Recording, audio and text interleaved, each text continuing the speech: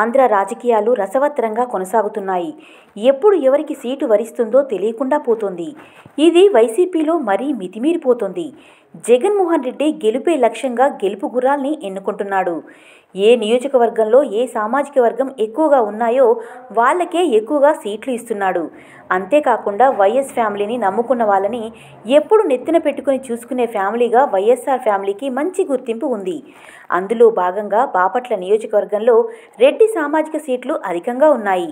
కానీ ఇక్కడ గత ఎన్నికల్లో బ్రాహ్మణులకు టికెట్ ఇచ్చాడు. కానీ రెడ్డి సామాజిక వర్గం ఓట్లు ఎక్కువ ఉన్నప్పటికీ వాళ్ళు జగన్మోహన్ రెడ్డి గారిని చూసి అత్యధిక మెజార్టీతో గెలిపించారు.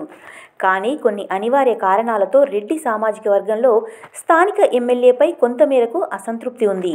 అంతలోనే ఎవరు గెలుపు బావుట ఎగురవేస్తారని చూస్తే అక్కడ బొంతు నాగిరెడ్డి ఎన్ఆర్ఐ పేరు ఎక్కువగా వినిపిస్తోంది.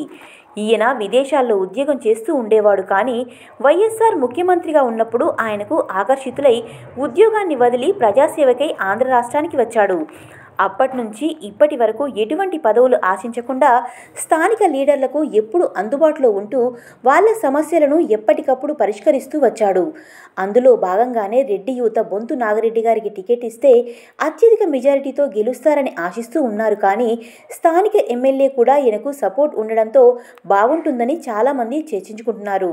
వైఎస్ఆర్సీపీలో ఎవరికి ఎప్పుడు టికెట్ వరిస్తుందో తెలీదు. చాలామందికి ఇలానే బ్యాక్గ్రౌండ్ లేని వారికి టికెట్ ఇచ్చాడు సీఎం జగన్.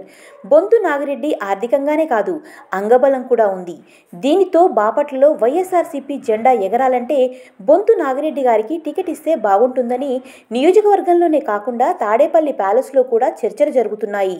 మరి ఇందులో నిజం ఎంత ఉందో కాలమే నిర్ణయించేలోపు బాపట్ల నియోజకవర్గంలో వైఎస్ఆర్సీపీ తరపున ఎమ్మెల్యే అభ్యర్థిగా ఎవరు ఉంటే బాగుంటుందో మీ కామెంట్ రూపంలో తెలియజేయండి.